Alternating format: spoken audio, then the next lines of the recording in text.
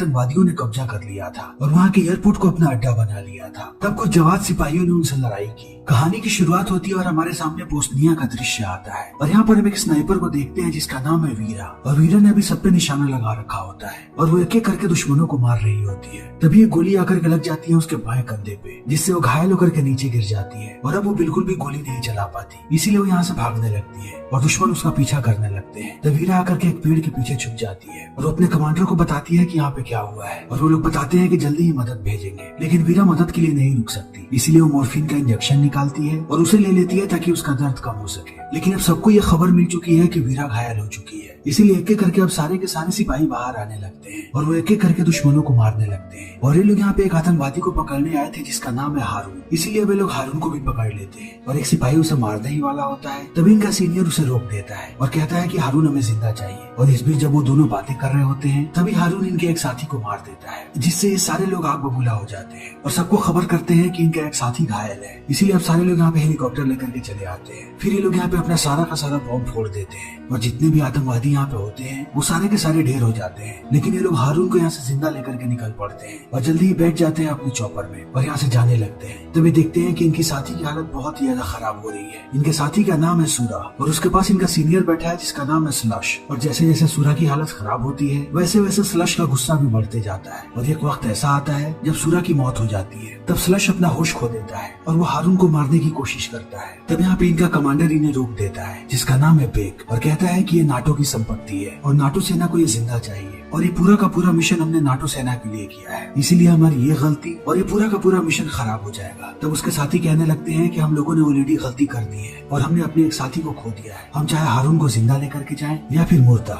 NATO वाले हमसे वैसा ही सलूक करने वाले हैं। और इस बात को सुनने के बाद एक सिपाही आग बबूला हो जाता है जिसका नाम है आंद्रे। इसीलिए आंद्रे अब हारून को उठाता है और प्लेन से नीचे फेंक देता है और यहीं पे हारून की मृत्यु हो जाती है। फिर ये लोग जैसे ही अपने वतन वापस लौटते हैं इन पे कार्यवाही शुरू हो जाती है और ये रशियन फोर्स से निकाल दिया जाता है और इन पे बहुत सारे चार्जेस लगाए जाते हैं और नाटो सेना भी इन पे चार्जेस लगाती है। इसीलिए अब इन्हें सजा मिलती है कि इन्हें सेना से तो निकाला ही जाएगा, उसके साथ साथ इन्हें कहीं भी नौकरी नहीं मिलेगी और ये सेना में कभी भी वापसी नहीं कर पाएंगे और नाटो सेना इनके खिलाफ सख्त कार्यवाही करेगी। इसीलिए इस मिशन से जुड़े जितने भी सिपाही थे वो अब कभी भी सरकारी नौकरी नहीं कर पाएंगे और अब समय ऐसे ही बीतने लगता है और 1995 में बोस्निया भी आजाद हो जाता है। लेकिन उनकी आजादी ज्यादा दिनों तक नहीं टिक पाती क्योंकि 1998 में फिर से उन पे हमला होता है और तुरंत यूगोस्लाविया पे अल्बानिया कब्जा करने लगता है और यहाँ के एयरपोर्ट को ये लोग अपना अड्डा बना लेते हैं। इसीलिए अब यूएन भी इस चीज को देख करके परेशान हो जाती है और सारे देश मिलकर के वहाँ पे हमला करते हैं और सबसे ज्यादा नाटो सेना वाले यहाँ पे हमला करते हैं और यहाँ के हालात और भी बद से बदतर होने लगते हैं। इसी बीच हम एक पति और पत्नी को देखते हैं और इस आदमी की पत्नी माँ बनने वाली है, इसीलिए वो अपनी पत्नी को लेकर के आता है हॉस्पिटल और यहाँ पर इनका स्वागत करती है चासना नाम की एक नर्स जो उस औरत को अंदर लेकर के जाती है। और थोड़ी देर के बाद यहाँ पे एक बहुत ही बड़ा बॉम्ब ब्लास्ट होता है जिससे वो आदमी परेशान हो जाता है और वो भागता हुआ अंदर जाता है। तब उसे अपनी पत्नी की लाश मिलती है, तभी वो अपने बच्चे को देखता है। लेकिन अब फिर से यहाँ पे बॉम्ब्स गिरने वाले हैं, इसलिए जासना उस बच्चे को उठाती है और यहाँ से भागने लगती है। वो आगे आगे भागती है और पीछे पीछे छत नीचे गिरने लगता है, लेकिन अंततः जासना उस बच्चे को लेकर के भाग जाती है। लेकिन पूरा का पूरा हॉस्पिटल तबाह हो जाता है और इस तबाही की खबरें अब पूरी दुनिया में चलने लगती है। इसीलिए अब रशिया के राष्ट्रपति भी यहाँ पे आते हैं और अब सब जगह ये बात फैल जाती है कि इन लोगों का अड्डा कहाँ पे है। और ये बात भी फैल जाती है कि यहाँ पे एक अल्बेनियन वॉरलॉर्ड आकर के बैठा है जिसका नाम है स्मोक और सारी जगह पे तबाहियां वही फैला रहा है। तभी हम एक रशियन इंटेलिजेंस एजेंट को देखते हैं जो जाता है बेक के पास और कहता है कि मैं चाहता हूँ कि तुम फिर से फोर्स को ज्वाइन करो और अपने सारे बेस्ट लोगों को जमा करो और उस जगह पे जाओ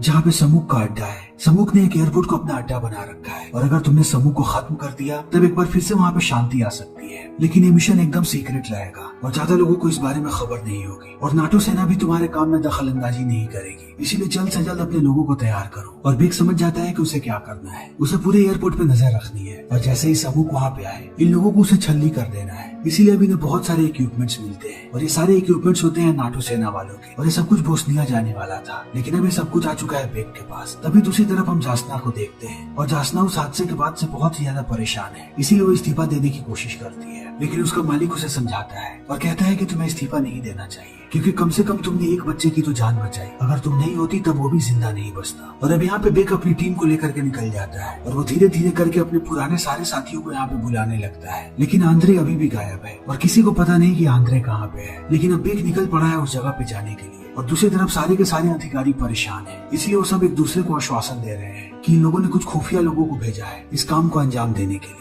लेकिन सबकी यही चिंता है कि नाटो वालों को कहीं पता न लग जाए कि बेक फिर से वापस आ गया है और वो अपने लोगों के साथ काम कर रहा है, वरना नाटो वाले भड़क जाएंगे। इसीलिए सब लोग इस राज को छुपाने की कोशिश कर रहे हैं। लेकिन अब बाकी लोग पहुंच चुके हैं यूगोस्लाविया और उनकी पूरी कोशिश है कि वो किसी के भी नजर में ना आए। और यहाँ के पुलिस वाले भी अब हर जगह तैनात हो चुके हैं, क्योंकि सबको पता है कि स्मुक आने वाला है और सब उसी की ताक में बैठे हैं। लेकिन अब बेक अपने कुछ बचे हुए साथियों के पास जाता है और उन्हें भी अपनी टीम में मिलाने की कोशिश करता है और वो ज्यादातर लोगों को अपनी टीम में लेकर के चला आता है। तभी दूसरी तरफ हम आंद्रे को देखते हैं, जो अब यहाँ के कुछ लोकल लोगों के लिए काम कर रहा है, क्योंकि उन्हें अल्बानियन बहुत ही ज्यादा परेशान कर रहे हैं और इस रास्ते पे कोई भी आदमी जाता है तब अल्बानियन उसे लूट लेते हैं। इसीलिए उनसे निपटने का काम मिला है आंद्रे को। फिर आंद्रे भी उनके लिए जाल बिछाता है और जब वो लोग आंद्रे के लोगों पे गोलियां चलाते हैं तभी आंद्रे एक एक करके उन्हें मारने लगता है और वो बहुत सारे लोगों की जान बचाता है और इससे यहाँ के लोग बहुत ही ज्यादा प्रभावित होते हैं। और यहाँ पर एक सिपाही भी होता है जो जानता है कि आंद्रे बहुत ही ज्यादा परेशान है, क्योंकि वो किसी को अपना नाम तक नहीं बताता और वो नहीं चाहता कि यहाँ पे कोई भी उसका नाम जाने और वो कहाँ से आया इस बात को जाने। इसलिए आदमी अब आंद्रे के लिए एक पासपोर्ट बनाता है जिसमें इसका अलग नाम होता है और कहता है कि अब तुम इस देश में रह सकते हो और अब तुमसे कोई कुछ भी नहीं पूछेगा। और अब आंद्रे भी यहाँ से निकल जाता है। तभी दूसरी तरफ हम बेक को देखते हैं और बेक एक घर में अपने पुराने सारे साथियों से मिल रहा है और यहाँ पे वीरा भी होती है, यानी इनकी स्नाइपर। फिर बेक इन सबको समझाने लगता है कि इन्हें क्या करना है और वो बताता है कि ये मिशन सबसे ज्यादा खतरनाक है। तभी आंद्रे पहुंचता है एक बस स्टॉप पे। तभी यहाँ पे आंद्रे की मुलाकात होती है जासना से और ये दोनों जाकर के एक बस में बैठ जाते हैं और इस बस से आगे जाने लगते हैं और जासना बार बार यहाँ पे आंद्रे को ही देख रही होती है। तभी इस बस पर भी यहाँ के आतंकवादी हमला कर देते हैं और सारे लोगों को बाहर ले आते हैं और इनके साथ स्मुक भी होता है। यहाँ पे हम पहली बार स्मुक को देखते हैं। फिर स्मुक सारे लोगों को डराने लगता है और कहता है कि तुम लोग मेरे देश में घुसने की कोशिश कर रहे थे, इसलिए अब सब लोग मरने के लिए तैयार हो जाओ। तभी एक सिपाही की नजर पड़ जाती है जासना पे और वो उसे लेकर के जाने लगता है उसका बलात्कार करने के लिए। तभी लोग एक एक करके पैसेंजर्स को मारने लगते हैं और एक आतंकवादी यहाँ पे आंद्रे को भी मारता है और आंद्रे नीचे गिर जाता है। फिर ये बाकी लोगों को मारने लगते हैं, लेकिन आंद्रे सिर्फ नीचे गिरा था बंदूक उठाने के लिए, इसीलिए वो बंदूक उठाता है और एक एक करके सारे आतंकवादियों को मारने लगता है और वो उस आदमी को भी मारता है जो जासना का बलात्कार कर रहा था। लेकिन यहाँ पे बहुत सारे स्मुक के लोग हैं, इसीलिए अब आंद्रे बंदूक तान देता है स्मुक पे और उसके सारे लोगों को बंदूकें फेंकने के लिए कहता है। और जब वो लोग बंदूकें फेंक देते हैं तो वो यहाँ के बस से भागने लगता है जासना को लेकर के और इनके साथ एक बच्चा भी होता है। इसीलिए अब आंद्रे जासना को लेकर के आता है शहर में और जासना उस बच्चे को लेकर के जाती है हॉस्पिटल में। फिर उसका उपचार होने लगता है। तभी लोग कुछ और बचे हुए लोगों को छोड़ने जाते हैं चर्च में, लेकिन अब जासना पसंद करने लगी है आंद्रे को और आंद्रे भी उसे चाहने लगा है। इसीलिए आंद्रे जासना को एक सेफ जगह पे जाने के लिए कहता है। तभी हम स्मुक को देखते हैं जो पूरे शहर में घूम रहा है और वो हर जगह आंद्रे को ढूंढ रहा है, क्योंकि वो कैसे भी आंद्रे को मारना चाहता है। इसीलिए वो सारे लोगों को टॉर्चर करके पूछ रहा होता है कि आंद्रे कहाँ पे है, लेकिन किसी को आंद्रे के बारे में कुछ भी नहीं पता। तब स्मुक उस आदमी को मारता है जिस आदमी ने पासपोर्ट दिया था आंद्रे को, लेकिन वो आदमी कुछ भी नहीं बताता आंद्रे के बारे में। तभी आंद्रे को यह खबर मिल जाती है और इससे वो बहुत ही ज्यादा निराश होता है। लेकिन उसे यहाँ पे एक और निराश खबर मिलती है कि स्मुक को पता लग गया है कि जासना रहती है उस हॉस्पिटल में, इसीलिए उस हॉस्पिटल में पहुंच चुका है। और अब हम स्मुक को देखते हैं जो जासना को डरा रहा होता है और पूछ रहा होता है कि आंद्रे कहाँ पे है, लेकिन जासना उसे कुछ नहीं बताती। तब वो यहाँ के बाकी लोगों को मारने लगता है कि कहीं इससे जासना बता दे कि आंद्रे कहाँ पे है। लेकिन जब कोई कुछ नहीं बताता तब स्मुक एक छोटी सी बच्ची को मारने की धमकी देता है। और दूसरी तरफ हम बेक को देखते हैं जो अपने सारे साथियों के साथ प्लानिंग कर रहा होता है और इनकी प्लानिंग होती है कि ये लोग पूरे एयरपोर्ट पे कब्जा करेंगे। लेकिन स्मुक के किसी भी आदमी को पता नहीं लगना चाहिए कि यहाँ पे सेना वाले आ चुके हैं, क्योंकि ये लोग तब तक वहाँ पे नजर रखेंगे जब तक यूएन के पीस कीपर्स यहाँ पे नहीं आ जाते। तब ये लोग फाइनल हमला करेंगे और स्मुक को पकड़ करके ले जाएंगे। और अब बेक सबको उसकी पोजीशन बताने लगता है और वो वीरा को सबसे ऊपर रहने के लिए कहता है, क्योंकि वीरा इनकी स्नाइपर है। और दूसरी तरफ रशियन सेना भी तैयारी कर रही होती है एयरपोर्ट पे जाने के लिए, क्योंकि उन्हें पता है कि नाटो सेना अब कुछ नहीं करने वाली। लेकिन अब धीरे धीरे बेक के सारे लोग पहुंच जाते हैं और जब वो एयरपोर्ट के अंदर जाते हैं तब उन्हें बहुत सारी हथियारें मिलती हैं और उसके साथ साथ इन्हें ड्रग्स भी मिलते हैं और इंसानों के ऑर्गन्स भी मिलते हैं। तब इन्हें पता लगता है कि स्मॉक यहाँ पे इंसानों के ऑर्गन्स भी सप्लाई करता है, वो लोगों को बंदी बनाता है और उसके बाद उनके शरीर के अंग को बेच देता है। इसीलिए अब इन चीजों को देखने के बाद सारे लोग और भी ज्यादा परेशान हो जाते हैं। तभी हम आंद्रे को देखते हैं जो अपने कुछ लोगों को लेकर के निकला है स्मुक के बेस पे जाने के लिए, क्योंकि इन्हें खबर मिली है कि स्मुक जासना को अपने बेस पे लेकर के जा रहा है और उसका बेस यही एयरपोर्ट है। इसीलिए अब आंद्रे यहाँ पे हमला कर देता है और वो गोलियां चलाने लगता है अपने ही साथियों पे। लेकिन वो जैसे ही उनके पास जाता है वो अपने साथियों को पहचान जाता है और सारे लोग लड़ना बंद कर देते हैं। तब वो पूछते हैं कि आंद्रे यहाँ पे क्या कर रहा है। फिर आंद्रे इन्हें पूरी बात बताता है और ये लोग कहते हैं कि अब तुम्हें हमारे साथ ही रहना चाहिए। तभी ये लोग देखते हैं कि स्मुक की बहुत सारी गाड़ियां यहाँ पे आ रही हैं, लेकिन उन गाड़ियों पे बहुत सारी डेड बॉडीज हैं। इसीलिए उन्हें देख करके ये लोग सोच में पड़ जाते हैं। लेकिन जैसे ही आंद्रे थोड़ा अंदर जाता है उसे यहाँ पे जासना नजर आती है और वो बहुत ही ज्यादा परेशान होती है तभी हम स्मोक को देखते हैं और अब स्मोक को पता लग जाता है कि उसके एयरपोर्ट पे लोगों ने कब्जा कर रखा है। इसीलिए स्मोक अपने लोगों को बढ़ा देता है। जहाँ पे पहले 8 लोग हुआ करते थे अब वहाँ पे 100 से ज्यादा लोग होंगे और ये बात जल्दी बेग को पता लग जाती है। इसीलिए वो बात करता है अधिकारियों से और उन्हें पूरी बात बताता है। तब वो लोग कहते हैं कि तुम लोगों को पूरी रात यहीं पे रहना पड़ेगा और सुबह सुबह हम रशियन आर्मी को भेजेंगे वहाँ पे, तब तुम लोगों का काम खत्म होगा। उससे पहले तुम लोगों को कुछ नहीं करना, बस उन पे नजर रखो। लेकिन ये लोग जानते हैं कि इन पे कभी भी हमला हो सकता है, इसीलिए ये लोग भी अपनी तैयारी करने लगते हैं और आंद्रे इन्हें आइडिया देता है कि इन्हें चारों तरफ बॉम्ब्स बिछा देना चाहिए। इसीलिए चारों तरफ बॉम्ब्स लगाने लगते हैं और देखते ही देखते सब अपने अपने काम में लग जाते हैं और सब स्मोक का इंतजार करने लगते हैं। और वीरा छत पे जाकर के अपनी स्नाइपर की पोजीशन ले लेती है और बाकी लोग पूरे फील्ड में बॉम्ब बिछाने लगते हैं। तभी जासना बाहर आती है आंद्रे के पास और उसे दवाई देने की कोशिश करती है, लेकिन आंद्रे उसे बंदूक देता है और कहता है कि तुम्हें पीछे जाकर के छुप जाना चाहिए क्योंकि अब यहाँ पे कुछ भी हो सकता है। फिर जासना भी अंदर चली जाती है। तब यहाँ पे आंद्रे के बाकी साथी आते हैं और उसका शुक्रिया अदा करते हैं कि उसने हारून को ऊपर से नीचे फेंक दिया था, तभी उनका बदला पूरा हुआ था। लेकिन सबसे बड़ी सजा यहाँ पे आंद्रे को ही मिली थी। आंद्रे उस हादसे के बाद से गायब हो गया था, लेकिन अभी लोग स्मोक का इंतजार कर रहे हैं और सारे लोग ईश्वर से प्रार्थना कर रहे हैं अपने अपने सलामती की। तभी थोड़े समय के बाद ये लोग देखते हैं कि स्मोक की गाड़ी इधर ही आ रही है। फिर ये सारे लोग मुस्तैद हो जाते हैं और जैसे ही स्मोक इनकी रेंज में आता है ये लोग उस पर बॉम्ब्स बरसाने लगते हैं और जो जहाँ होता है वहीं से उन पे गोलियां चलाता है और वीरा एक एक को चुन चुन के मारती है। लेकिन स्मोक को इस बारे में कोई खबर नहीं होती कि कहाँ कहाँ पे माइंस बिछे हुए हैं, इसीलिए वो अपने आदमियों को आगे जाने के लिए कहता है। फिर जैसे ही इन लोगों की गाड़ी जाती है लैंड माइन पे, यहाँ पे बहुत बड़े बड़े धमाके होते हैं और इस चीज को देखने के बाद स्मोक बहुत चक्का रह जाता है। वो अपने आदमियों को भेजता जाता है और सारे के सारे उसके आदमी मारे जाते हैं और स्मोक समझ नहीं पाता कि उसके साथ क्या हो रहा है, इसीलिए वो बहुत ही ज्यादा गुस्सा हो जाता है और अपनी दूसरी टुकड़ी को पीछे से जाने के लिए कहता है क्योंकि उधर कोई भी लैंड माइंस नहीं है और उसकी टीम पीछे से जाने लगती है। लेकिन अब बेग के पूरी टीम की नजर होती है आगे और वो आगे के लोगों को मार रहे होते हैं। तभी पीछे से उन पे हमला हो जाता है और उन पे ऐसे ही हमला होते रहता है और अब बेग के ग्रुप के कई सारे लोग मारे जाते हैं, लेकिन ये लोग भी अंधाधुंध गोलियां चलाते रहते हैं। लेकिन पीछे वाले सिपाही ऐसे ही इन पे हमला करते हैं। तभी ये लोग इंतजार करने लगते हैं और जैसे ही वो सिपाही कैंप के दरवाजे तक आते हैं ये सारे के सारे दरवाजे को ब्लास्ट कर देते हैं क्योंकि इन लोगों ने दरवाजों पर भी बॉम्ब्स लगाया था। इसीलिए अब एक बार फिर से स्मोक चौंक जाता है और वो समझ नहीं पाता है कि वो क्या करे। इसीलिए वो कहता है कि अब कोई भी अंदर नहीं जाएगा और कोई भी उनके करीब नहीं जाएगा। इसीलिए वो लोग दूर से ही आर्टिलरी छोड़ने लगते हैं। इसीलिए अब एक के बाद एक मिसाइलें इनकी तरफ आने लगती हैं और इनके और भी ज्यादा लोग मरने लगते हैं और सारे के सारे लोग अस्त व्यस्त हो जाते हैं। तभी इन्हें खबर मिलती है कि जिस अधिकारी ने इन्हें काम दिया था उसे सस्पेंड कर दिया गया है और अब इनकी मदद के लिए शायद कोई भी ना आए। इसीलिए अब रशियन सेना भी रुकने वाली होती है, लेकिन रशियन सेना को आगे जाने से रोक दिया जाता है। लेकिन दूसरी तरफ इनकी लड़ाई ऐसे ही जारी है और अब एक के बाद एक लोग अपने साथियों को बचाने की कोशिश में मारे जाते हैं और देखते ही देखते सुबह हो जाती है। लेकिन ये लड़ाई अभी तक नहीं रुकी है। दोनों तरफ के लोग कम होते जा रहे हैं लेकिन इनकी लड़ाई नहीं रुक रही और अब आंद्रे गोलियां चलाने लगता है स्मोक पे। तभी एक आर्टिलरी आकर के गिरती है उसके पास और अब स्मोक आंद्रे को मारने ही वाला होता है। तभी यहाँ पे जासना चली आती है, लेकिन अब जासना को बचाने के चक्कर में यहाँ पे आंद्रे को एक और गोली लग जाती है, लेकिन वो जासना को बचा लेता है। लेकिन अब धीरे धीरे यहाँ पे आंद्रे बेहोश होने लगता है और सारे लोग अपनी अपनी हिम्मत हारने लगते हैं और बेक अपने सारे लोगों से कहता है कि अब हमें सरेंडर करना पड़ेगा और जल्दी ये लोग सरेंडर कर देते हैं और स्मोक उन्हें मारने जाने ही वाला होता है। तभी वो देखता है कि यहाँ पर रशियन सेना आ चुकी है जिन्हें बीच में रोक दिया गया था, इसीलिए अभी सारे वापस जाने लगते हैं और स्मोक अपनी गाड़ी में बैठ करके जाने ही वाला होता है। तभी बेक की टीम का एक आदमी आकर के उसे मार देता है क्योंकि स्मोक ने उसके भाई को मारा था, इसीलिए अब उसे मारने के बाद वो भी मर जाता है। तब सारी रशियन सेना अंदर चली आती है बेस के, लेकिन इन्हें यहाँ पे बेक की टीम का कोई भी नहीं मिलता और किसी को पता भी नहीं है कि बेक की टीम ने यहाँ पे एक युद्ध लड़ा था। उन्हें सिर्फ यहाँ पे जासना मिलती है और एक छोटी सी बच्ची, इसीलिए अब रशियन सेना वाले उसे लेकर के चले जाते हैं और दूसरी तरफ बेक अपने सारे लोगों को लेकर के जाने लगता है और समय ऐसे ही बीतने लगता है। और थोड़े समय के बाद हम जासना को एक चर्च में देखते हैं, लेकिन जैसे ही जासना बाहर निकलती है वो अपने सामने आंद्रे को पाती है और उसे देख करके वो चौंक जाती है क्योंकि उसे लगता था कि आंद्रे मर चुका है, लेकिन आंद्रे अभी भी जिंदा है। फिर ये दोनों मिलते हैं और इसी के साथ ये फिल्म यहीं पे खत्म हो जाती है। तो दोस्तों हमारी आज की ये वीडियो यहीं पे खत्म होती है। अगर आपको हमारी ये वीडियो पसंद आई हो तो इसे लाइक करें, शेयर करें और चैनल को सब्सक्राइब करें। Thank you.